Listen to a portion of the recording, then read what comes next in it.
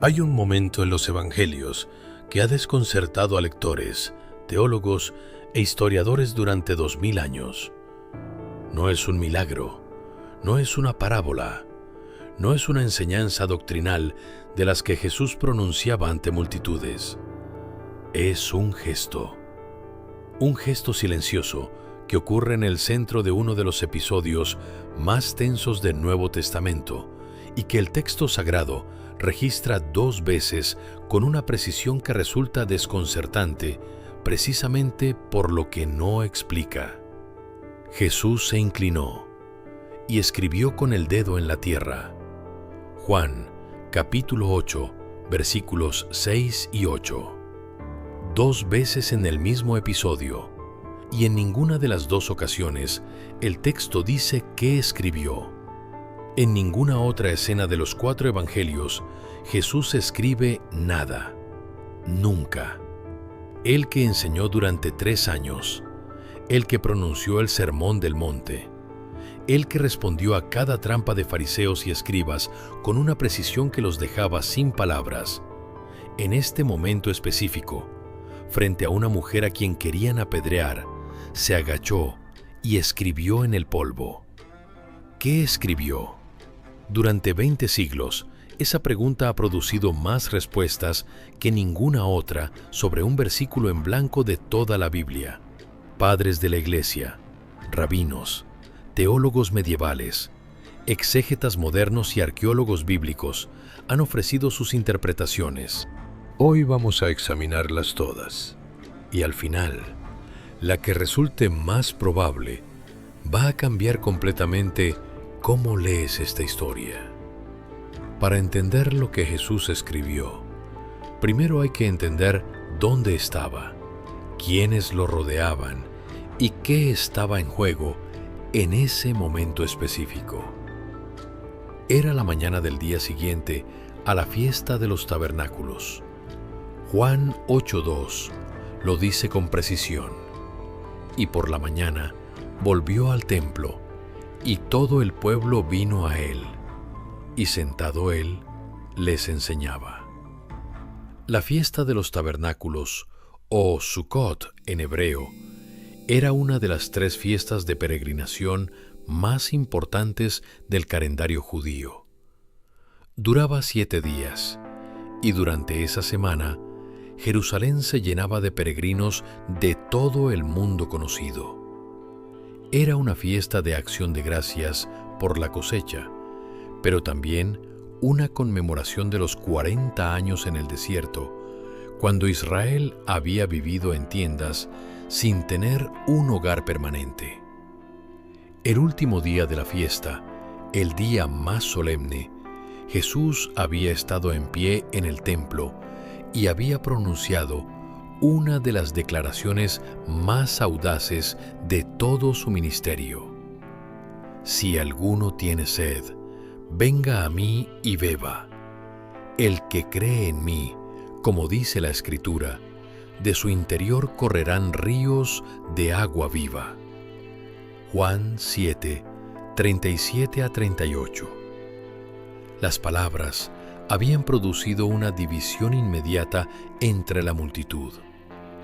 Algunos decían que era el profeta, otros que era el Mesías, otros pedían que fuera arrestado. Los guardias enviados a detenerlo habían regresado con las manos vacías y una explicación que dejó a los fariseos sin respuesta. Jamás hombre alguno ha hablado como este hombre. Juan 7:46. Era en ese contexto de tensión acumulada, de autoridad religiosa desafiada, de una multitud dividida y de líderes humillados, que llegó la mañana del día siguiente. Y con ella llegaron los escribas y fariseos. Hay que entender quiénes eran los escribas en el primer siglo para comprender el peso de lo que estaba a punto de ocurrir. No eran simplemente secretarios o copistas. Los escribas eran los expertos legales del mundo judío. Conocían la Torá con una profundidad que ningún estudiante universitario moderno puede imaginar. La habían memorizado. Habían pasado años, décadas, estudiando cada letra, cada palabra, cada posible implicación de cada versículo de los 5 libros de Moisés. Cuando un escriba interpretaba la ley, lo hacía con la autoridad de alguien que había dedicado su vida entera a ese texto. Y los fariseos eran el partido religioso más influyente de la época. No eran los hipócritas caricaturizados que aparecen en muchas predicaciones modernas. Eran, en muchos casos, personas genuinamente devotas que creían con absoluta seriedad que la observancia meticulosa de la ley era el camino hacia la bendición de Dios y la liberación del yugo romano. Su problema no era la falta de convicción, era que la convicción se había convertido en rigidez y la rigidez en crueldad. Llegaron trayendo a una mujer. El texto dice que fue sorprendida en el acto mismo de adulterio. Juan 8:4. En el acto mismo. Esa frase tiene implicaciones que la mayoría de los lectores no se detienen a considerar. El adulterio, por definición, requiere 2 personas. Si ella fue sorprendida en el acto mismo, ¿dónde estaba el hombre? La ley de Moisés era completamente clara sobre esto. Si un hombre cometiera adulterio con la mujer de su prójimo, el adúltero y la adúltera indefectiblemente serán muertos. Levítico 20:10. Ambos, los 2, sin excepción. El hombre no estaba allí. Eso no es un detalle menor. Es la primera señal de que lo que está ocurriendo no es una aplicación honesta de la ley. Es una trampa diseñada con la mujer como instrumento y con Jesús como objetivo real. Y la trampa era brillante en su construcción, hay que reconocerlo. Si Jesús decía, apedreadla, quedaba ante la multitud como un hombre que enviaba a una mujer a la muerte mientras pasaba por alto al hombre igualmente culpable. Y además se contradecía con toda su enseñanza sobre la misericordia. Si decía, no la apedreéis, quedaba como alguien que contradecía abiertamente la ley de Moisés, lo que le daría a los fariseos exactamente el material que necesitaban para acusarlo ante el Sanedrín. Era un dilema perfecto, sin salida aparente, excepto que los escribas y fariseos habían cometido un error de cálculo. Habían diseñado una trampa perfecta para un hombre normal, y Jesús no era un hombre normal. Se inclinó y comenzó a escribir en la tierra. Antes de entrar en lo que escribió, hay que detenerse en el gesto mismo, porque el gesto, independientemente de las palabras, ya comunica algo que resulta teológicamente extraordinario cuando se lee en su contexto completo. Jesús se inclinó. En el mundo del primer siglo, la postura corporal era un lenguaje preciso. Un maestro enseñaba sentado, lo que le confería autoridad. Los discípulos estaban de pie o sentados a sus pies. Cuando alguien se inclinaba hacia el suelo, generalmente era en señal de humillación, de duelo o de una concentración intensa en algo que requería atención minuciosa. Pero hay algo más. Hay un paralelo en el Antiguo Testamento que ningún escriba presente esa mañana podía ignorar si conocía su texto. Y estos hombres lo conocían mejor que nadie. Éxodo capítulo 31, versículo 18. Después de que Dios entregó a Moisés en el monte Sinaí los 10 mandamientos, el texto dice, y dio a Moisés, cuando acabó de hablar con él en el monte Sinaí, las 2 tablas del testimonio, tablas de piedra escritas con el dedo de Dios. Con el dedo de Dios. Y luego, En Éxodo capítulo 34, después de que Moisés rompió las primeras tablas, cuando encontró al pueblo adorando el becerro de oro, Dios ordenó que se hicieran nuevas tablas y volvió a escribir con su propio dedo los mandamientos. El dedo de Dios escribiendo la ley sobre piedra.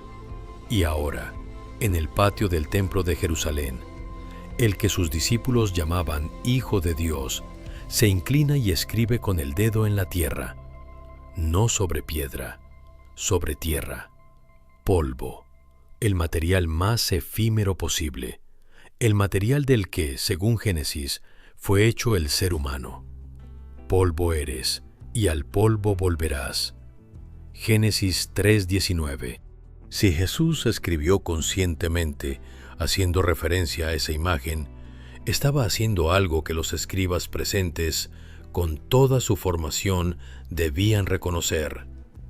El que tiene autoridad para escribir la ley, elige ahora escribirla no sobre piedra imperecedera, sino sobre tierra, sobre lo mismo de lo que están hechos los acusadores, sobre lo mismo de lo que está hecha la mujer que acusan. Pero la primera vez que escribió, no respondió nada. Los fariseos seguían insistiendo. Juan 8:7. Y como insistieran en preguntarle, se enderezó y les dijo. Se enderezó, volvió a ponerse de pie y pronunció la frase que ha sobrevivido 2000 años con la misma claridad con que fue pronunciada aquella mañana. El que de vosotros esté sin pecado, sea el primero en arrojar la piedra contra ella. Juan 8:7.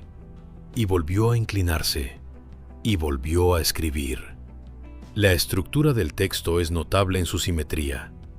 Escritura, insistencia, respuesta verbal, segunda escritura, y luego el silencio que llegó de los acusadores, empezando por los más viejos, y la escena final entre Jesús y la mujer. ¿Por qué escribió 2 veces? ¿Qué fue diferente entre la primera y la segunda escritura? ¿O era el mismo texto continuado, interrumpido por la intervención verbal? El texto no lo dice. Y ese silencio del texto es, en sí mismo, parte del misterio. Durante 2000 años, los más grandes intelectuales de la fe cristiana han intentado responder esta pregunta. Vamos a examinar las principales teorías en orden de antigüedad, porque el orden revela algo sobre cómo fue evolucionando la comprensión de este texto. Teoría primera: los pecados de los acusadores.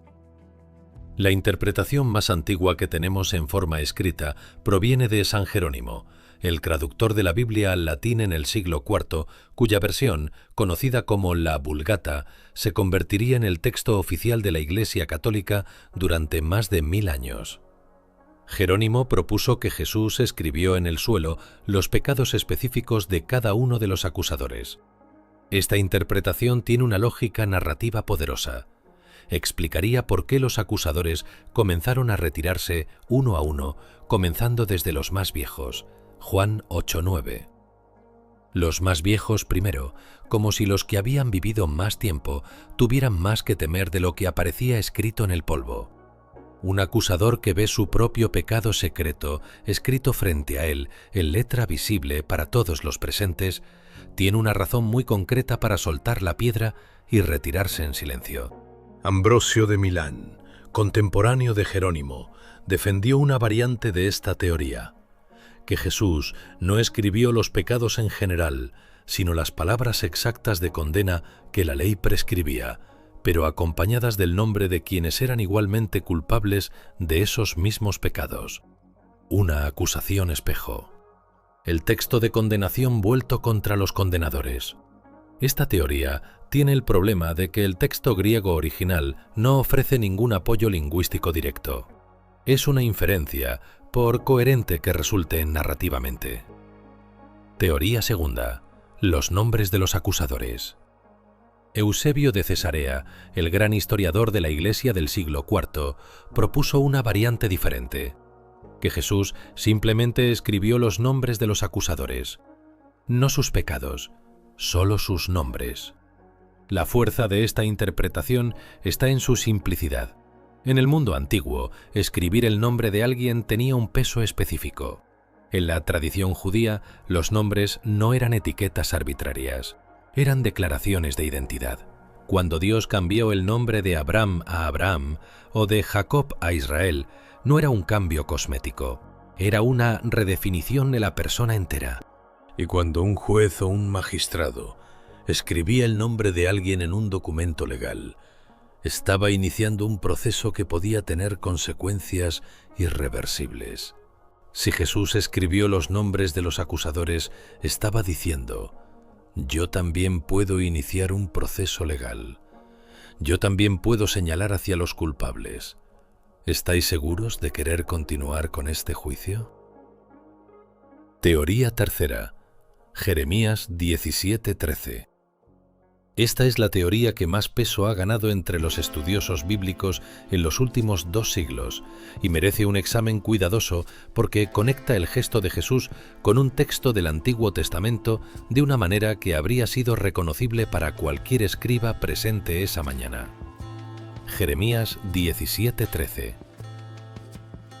Este versículo dice literalmente: «Oh Jehová, esperanza de Israel, todos los que te dejan serán avergonzados, y los que se apartan de mí serán escritos en el polvo, porque dejaron a Jehová, manantial de aguas vivas».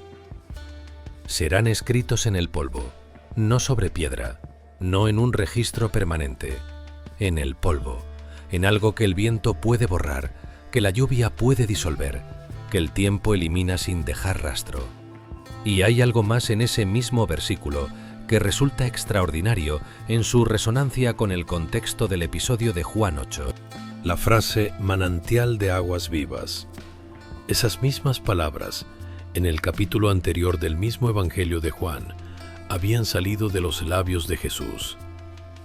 El que cree en mí, de su interior correrán ríos de agua viva. Juan 7:38. Jesús había citado implícitamente a Jeremías el día anterior, y ahora, al día siguiente, en el templo, frente a los escribas y fariseos que habían pasado sus vidas enteras estudiando ese texto, podría estar escribiendo las palabras del mismo profeta. Si Jesús escribió Jeremías 17:13, estaba haciendo algo que requería un segundo de cálculo para ser comprendido por hombres que conocían su Biblia, pero que, una vez comprendido, era devastador. Estaba diciendo que los que habían abandonado a Dios, los que se habían apartado de Él, serían escritos en el polvo, no en los registros permanentes del cielo. Y Él era el manantial de aguas vivas al que ese texto hacía referencia. Los acusadores no venían a defender la ley de Dios. Venían a abandonarla, a usarla como arma contra el mismo Dios que la había dado. Y Jesús estaba escribiendo exactamente eso, con el texto que ellos mismos habrían memorizado de niños. Esta teoría explicaría el detalle de los más viejos primero. Los que habían estudiado más tiempo reconocerían más rápido lo que estaba escrito y comprenderían antes las implicaciones de lo que tenían delante. Teoría cuarta. La ley del marido celoso. Hay una teoría menos conocida, pero igualmente fascinante, que proviene del libro de Números, capítulo 5. Es el ritual conocido como la prueba de los celos o la prueba de la mujer sospechosa. Cuando un hombre sospechaba que su esposa había cometido adulterio, pero no tenía testigos, la ley prescribía un ritual específico que involucraba, entre otras cosas, que el sacerdote escribiera una maldición en un rollo y luego la borrara con agua amarga. Números 5:23. Escribir y luego borrar.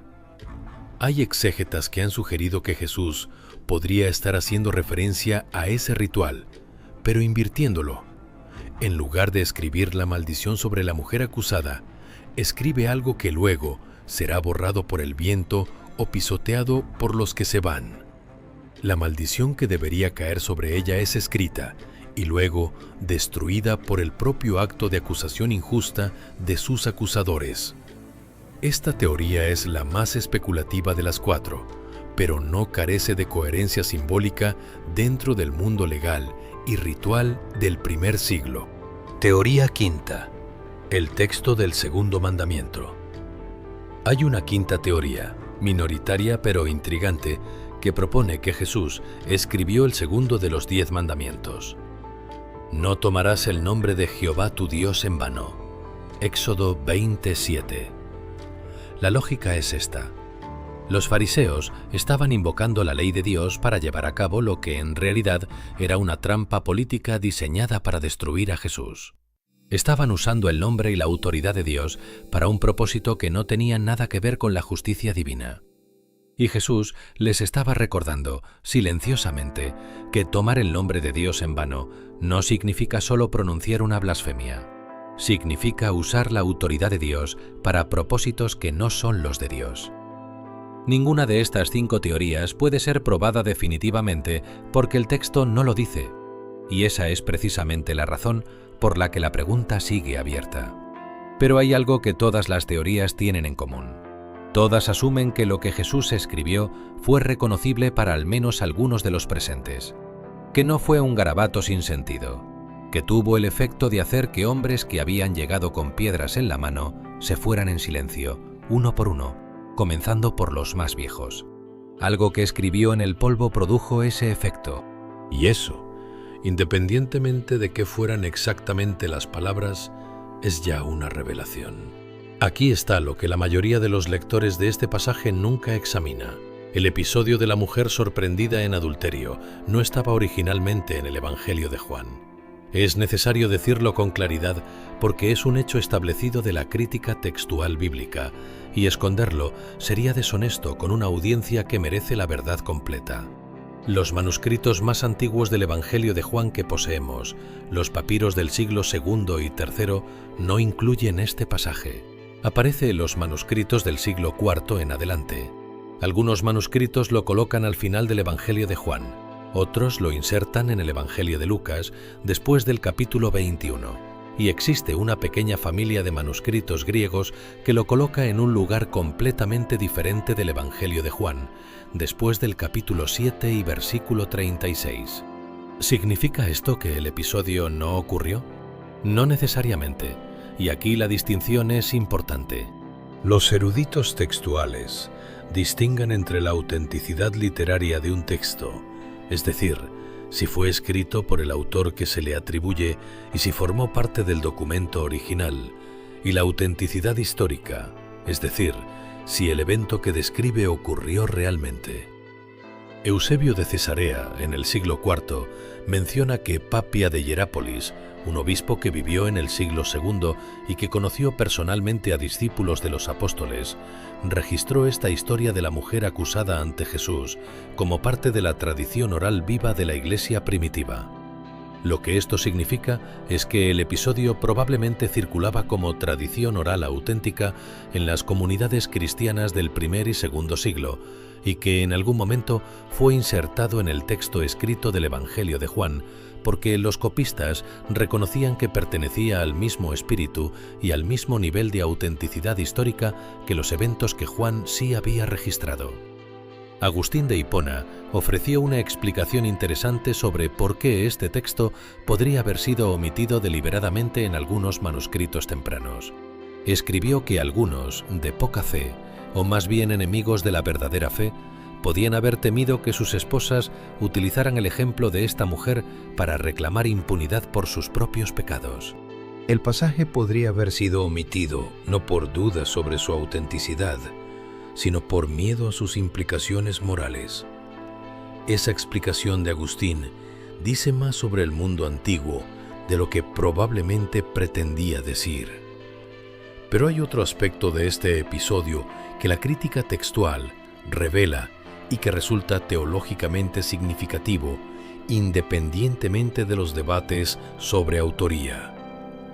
La frase sin pecado que Jesús usa al desafiar a los acusadores tiene en el texto griego una especificidad notable.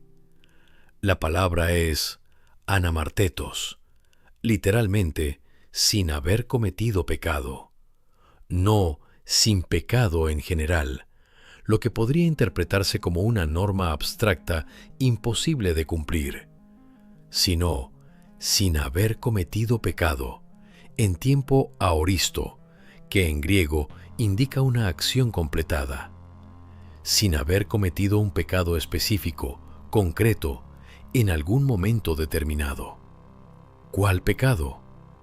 El texto no lo especifica, pero dado el contexto y dado que la ley que invocaban requería testigos que hubieran presenciado el acto, la implicación que muchos exégetas han señalado es esta: ¿cuántos de los presentes habían cometido ellos mismos el mismo pecado del que acusaban a la mujer? La pregunta de Jesús no era una apelación abstracta a la perfección moral universal. Era una pregunta muy concreta, dirigida a hombres muy concretos, en una situación muy concreta. Y la respuesta que recibió, el silencio de los que se fueron, uno por uno, sugiere que al menos algunos de ellos tenían razones muy específicas para soltar las piedras. Hay una última dimensión que este episodio revela sobre Jesús y que resulta la más importante de todas. Después de que los acusadores se fueron, Jesús estaba solo con la mujer y le preguntó: ¿dónde están los que te acusaban? ¿Ninguno te condenó? Juan 8:10. La pregunta es innecesaria en el plano informativo. Jesús podía ver perfectamente que no había nadie. La pregunta no es para obtener información, es para que la mujer hable, para que sea ella quien diga: ninguno, Señor, para que la declaración de su liberación salga de sus propios labios. Y entonces Jesús dijo: ni yo te condeno, vete y no peques más. Juan 8:11. Ni yo te condeno. El único presente que tenía derecho legítimo a condenarla fue el único que eligió no hacerlo. Todos los que no tenían ese derecho habían llegado con piedras. El único que lo tenía llegó con misericordia. Eso es lo que estaba ocurriendo esa mañana en el templo. Y lo que Jesús escribió en el polvo fue, en cualquier caso, el instrumento que creó el espacio para que esa misericordia pudiera pronunciarse. Hay una pregunta que este episodio nos hace a todos, independientemente de cuál sea nuestra posición teológica o nuestro nivel de conocimiento bíblico. ¿Cuándo fue la última vez que llegaste a una situación con una piedra en la mano? No una piedra literal, la piedra de un juicio ya formado antes de escuchar la otra versión, la piedra de una conclusión tomada con la velocidad de quien no quiere que los hechos compliquen lo que ya decidió pensar, la piedra de una condena que se siente justa porque la ley, la norma, la regla o simplemente la opinión de la mayoría está de tu lado. Los fariseos no eran monstruos. Eso es importante decirlo. Eran personas que creían con absoluta sinceridad que lo que hacían era correcto. Tenían la ley de su parte, tenían precedente de su parte, tenían testigos de su parte. Y sin embargo, Jesús los dejó en silencio con una pregunta de 6 palabras. Porque la ley en manos de alguien que no examina su propia vida produce exactamente lo que produjo esa mañana. Una mujer sola, aterrada, de rodillas en el polvo del templo, mientras los hombres debaten sobre ella sin ver en ella a una persona. El apóstol Pablo escribe en la carta a los Romanos algo que resuena directamente con esta escena. Romanos 2:1. Por lo cual eres inexcusable, oh hombre, quienquiera que seas tú que juzgas, pues en lo que juzgas a otro, te condenas a ti mismo, porque tú que juzgas, haces lo mismo. No hace lo mismo en grado exacto, quizás. No hace lo mismo de manera visible, pero hace lo mismo. La condición humana no produce una categoría de personas completamente limpias que tienen derecho legítimo a juzgar y una categoría de sucias que deben ser juzgadas. Produce personas que hacen las mismas cosas en diferentes circunstancias y con diferentes niveles de visibilidad. Y hay algo más que este episodio enseña sobre la naturaleza del perdón, que resulta contraintuitivo en su lógica. Jesús no absolvió a la mujer diciéndole que lo que había hecho no era grave. No relativizó el adulterio. No redefinió la ley para que su situación quedara cubierta. Dijo, «Ni yo te condeno», y luego añadió, «No peques más». Las dos partes son igualmente importantes. La gracia sin la llamada al cambio sería permisividad, no misericordia. La llamada al cambio sin la gracia previa sería ley, no evangelio. La combinación de las dos, pronunciada por el único que tenía derecho a emitir ambas, es lo que hace de este episodio uno de los más precisos retratos del carácter de Jesús en todo el Nuevo Testamento. No vino a abolir la ley, vino a cumplirla de una manera que ninguno de los presentes esa mañana había imaginado que era posible. Regresemos a la pregunta con la que comenzamos. ¿Qué escribió Jesús con el dedo en la tierra? La respuesta honesta es que no lo sabemos con certeza.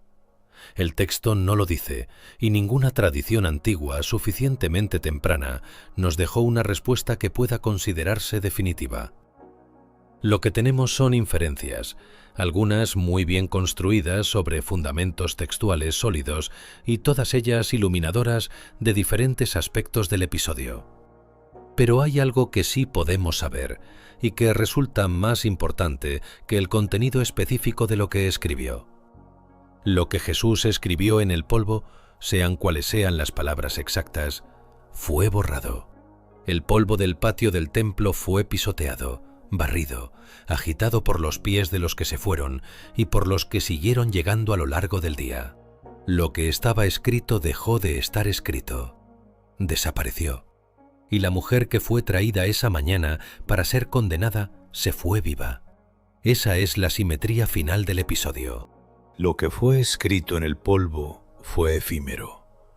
Lo que fue pronunciado en palabras, «Ni yo te condeno, vete y no peques más», tiene 2000 años de vigencia. Hay una lección sobre la naturaleza del perdón en esa diferencia que ninguna exposición teológica puede superar en claridad. El registro de los pecados de los acusadores, si eso fue lo que Jesús escribió, fue temporal. El registro de la misericordia extendida a la acusada es permanente. Juan capítulo 8, versículo 12, inmediatamente después de este episodio, registra lo que Jesús dijo a continuación a la multitud que seguía presente. Y las palabras que pronunció son las que dan el contexto más amplio a todo lo que acababa de ocurrir. Yo soy la luz del mundo.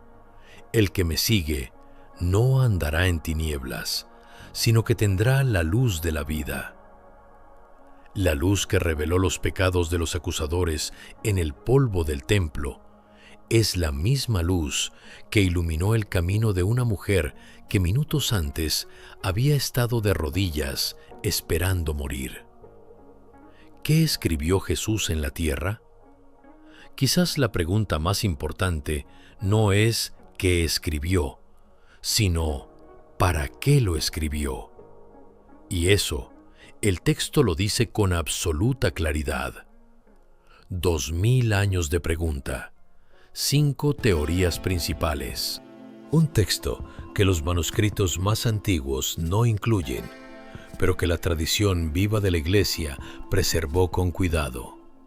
Y al final, el único presente que tenía derecho a condenar fue el único que eligió no hacerlo. La próxima vez examinaremos otro de los silencios más misteriosos de los evangelios. Porque hay un momento en la vida de Jesús del que los textos sagrados no dicen absolutamente nada. Y ese silencio ha generado más especulación que casi cualquier otro versículo en blanco de toda la Biblia. No te lo pierdas. Hay algo que el texto de Juan hace en la descripción del gesto de Jesús que resulta extraordinario cuando se lee despacio. Se inclinó hacia abajo y escribía en tierra con el dedo, sin hacer caso de ellos. Juan 8:6. Sin hacer caso de ellos. El griego original es katokupsas to dáctilo kategrafen eis ten gen. Literalmente, inclinado hacia abajo, escribía con el dedo en la tierra. El verbo kategrafen está en imperfecto. En griego, el imperfecto indica una acción continua, repetida, que estaba ocurriendo mientras algo más sucedía al mismo tiempo. Jesús no escribió una sola palabra y paró. Estaba escribiendo, continuamente, mientras los fariseos insistían. Esa descripción de la continuidad del gesto dice algo sobre lo que Jesús estaba haciendo emocionalmente. No estaba buscando palabras. No estaba comprando tiempo mientras pensaba qué responder.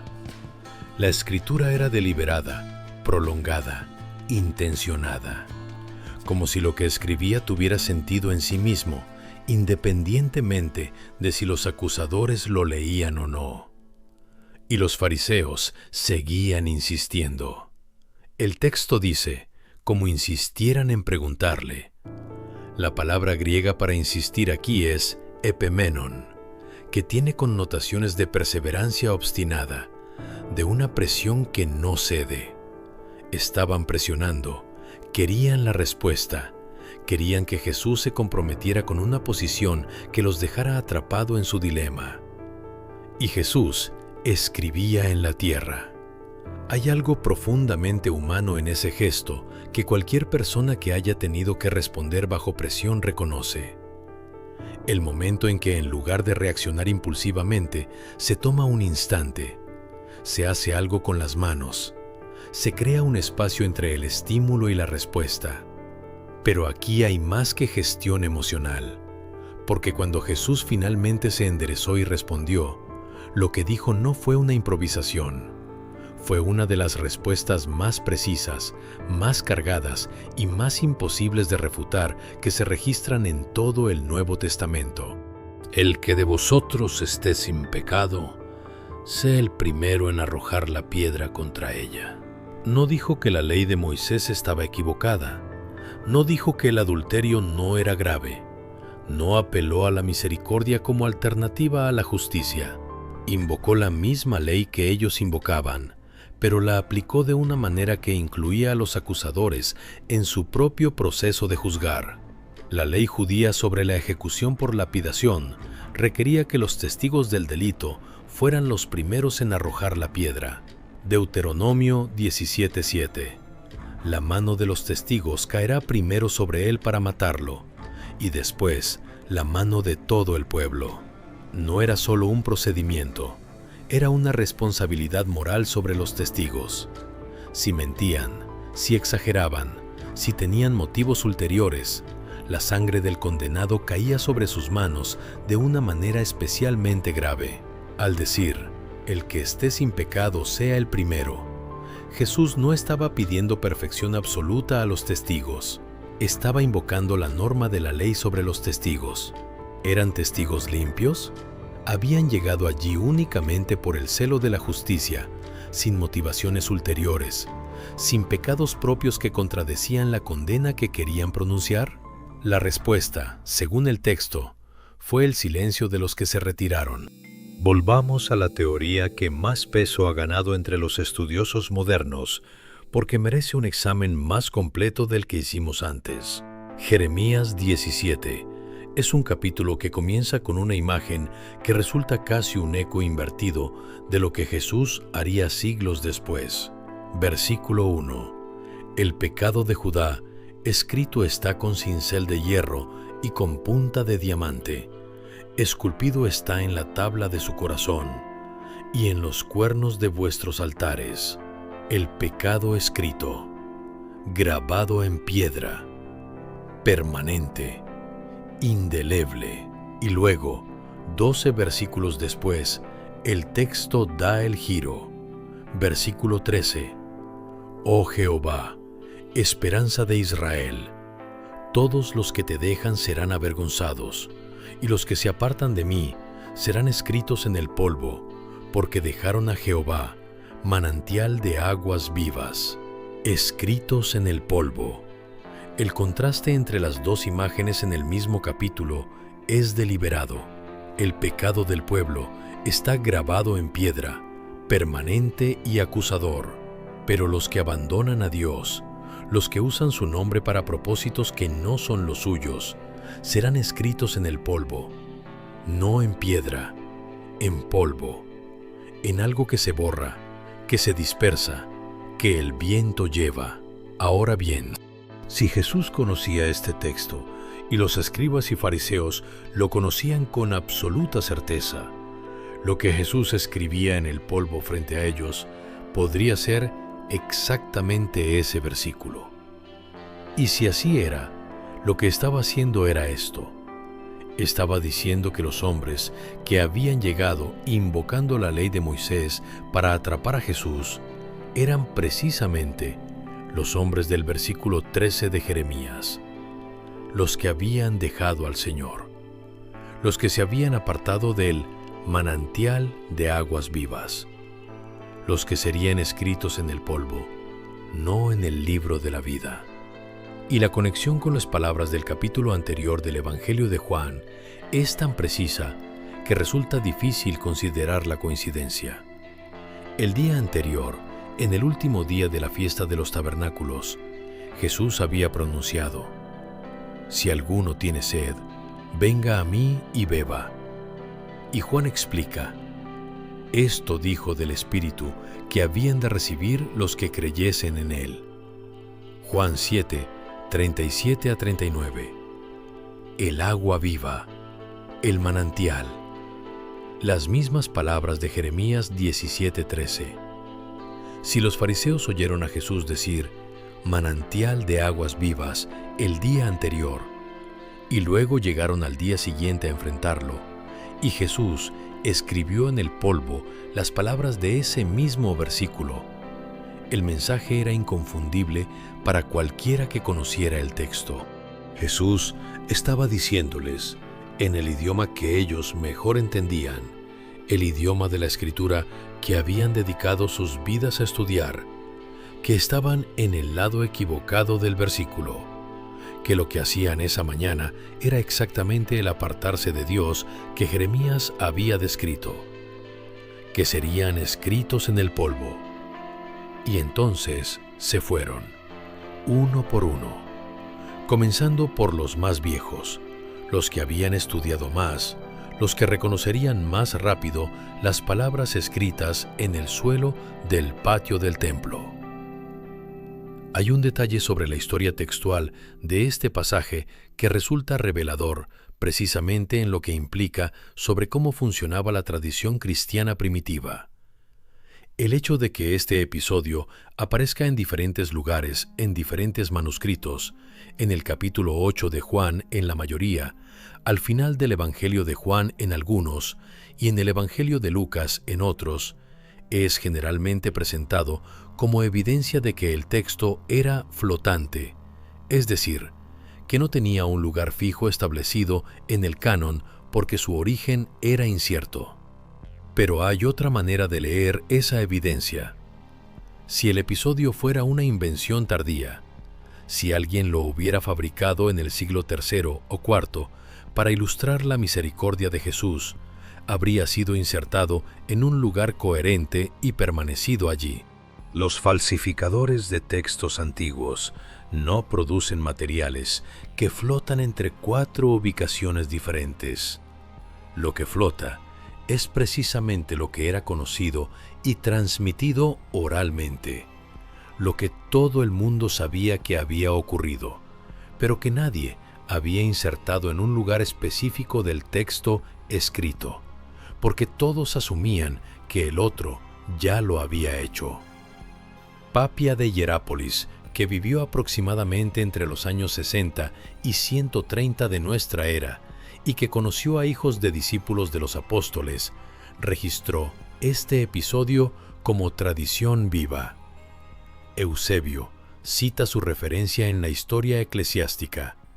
Eso sitúa el conocimiento de este episodio dentro de la primera generación después de los apóstoles, en una época en que todavía había personas vivas que podían haber conocido a los testigos directos.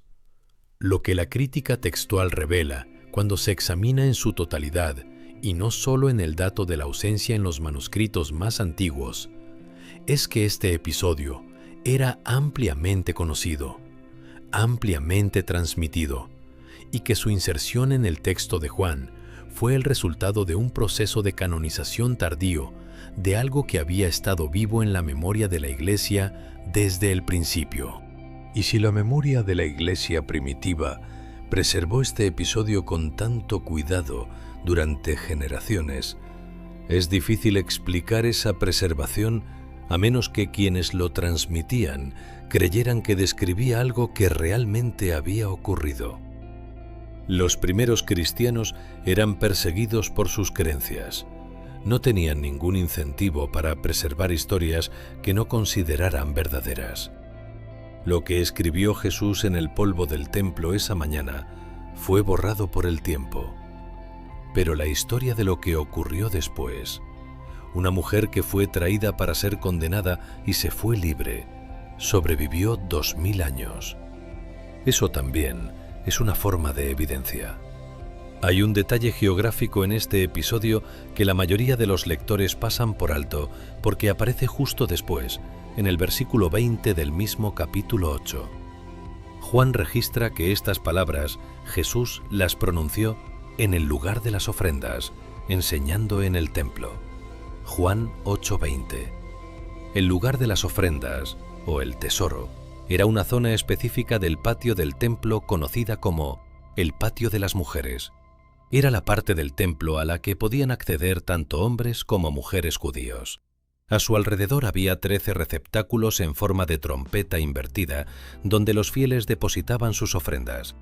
Era un lugar de tráfico intenso, especialmente en los días siguientes a la fiesta de los tabernáculos, cuando los peregrinos todavía llenaban la ciudad antes de iniciar el viaje de regreso a sus hogares. Que el episodio ocurriera allí tiene varias implicaciones. La primera es que había muchos testigos. Este no fue un evento privado entre Jesús y un grupo pequeño de opositores. Ocurrió en el lugar de mayor circulación del templo, frente a una audiencia que incluía peregrinos de todo el mundo conocido. Lo que Jesús dijo e hizo esa mañana fue público de la manera más completa posible. La segunda implicación es que la elección del lugar por parte de los fariseos fue deliberada. Trajeron a la mujer allí precisamente porque había mucha gente. Una condena pública en el lugar más visible del templo habría tenido el máximo efecto intimidatorio, tanto sobre la mujer como sobre cualquier otro que pudiera estar tentado de seguir a este maestro galileo. Y si Jesús respondía mal, el máximo número de testigos habría visto su error. La tercera implicación, la más silenciosa y la más poderosa, es sobre la mujer misma. El patio de las mujeres era el lugar más lejos que una mujer judía podía llegar en el templo. Más adentro, en el patio de Israel y en el patio de los sacerdotes, solo podían entrar hombres. La mujer fue traída y exhibida en el único lugar del templo donde ella, como mujer, tenía derecho de estar. El lugar que se supone era el espacio de su encuentro con Dios fue convertido esa mañana en el escenario de su humillación pública. Y fue en ese mismo lugar donde Jesús la encontró, donde le dijo, «Ni yo te condeno», donde le devolvió la posibilidad de estar en el templo sin el peso de la condenación de los hombres aplastándola hacia el suelo. Hay una persona en este episodio de quien el texto no dice absolutamente nada después de las palabras finales de Jesús. La mujer. «Ni yo te condeno, vete y no peques más». Y ella se fue. ¿A dónde fue? ¿Qué hizo con el resto de su vida? ¿Volvió al templo alguna vez? ¿Llegó a conocer lo que ocurriría con Jesús semanas o meses después? ¿Estaba entre las mujeres que permanecieron al pie de la cruz? ¿Entre las que fueron al sepulcro el domingo por la mañana? El texto no lo dice, y ese silencio, que en un primer momento puede parecer una omisión narrativa, es en realidad coherente con algo que el Evangelio de Juan hace de manera consistente a lo largo de todo su relato. Las personas que tienen un encuentro transformador con Jesús no son seguidas después del encuentro. La mujer samaritana del pozo de Jacob termina su historia siendo testigo en su ciudad. El hombre ciego de nacimiento termina su historia confesando su fe. Lázaro aparece en el episodio de la cena de Betania. Pero no siempre. Hay personas que entran en el relato, tienen su encuentro y desaparecen. Como si lo más importante no fuera lo que hicieron después del encuentro, sino el encuentro mismo. Eso también dice algo sobre cómo este texto quiere ser leído. No como la historia de una mujer específica con un destino específico, sino como el encuentro arquetípico entre la misericordia y el juicio, entre la ley aplicada sin amor y la gracia que no anula la ley, sino que la cumple de una manera que ninguna ejecución podría haber cumplido. Porque si la mujer hubiera sido apedreada esa mañana, la ley habría sido aplicada a ella. Pero los testigos, que según la ley debían ser los primeros en lanzar la piedra, eran acusadores con motivaciones ulteriores, y la ley habría sido violada en el acto mismo de ser aplicada. Lo que Jesús hizo no fue violar la ley, fue revelar que la ley ya había sido violada por quienes la invocaban. Y en ese espacio de revelación, una mujer que llegó para morir se fue libre. Lo que escribió en el polvo fue borrado. Lo que dijo en voz alta tiene 2000 años. Y esa diferencia entre lo efímero y lo permanente, entre lo que se escribe en polvo y lo que se pronuncia en misericordia, es posiblemente la enseñanza más profunda de todo el episodio. Una enseñanza que no necesita que sepamos exactamente qué palabras trazó el dedo de Jesús en el suelo del patio del templo aquella mañana.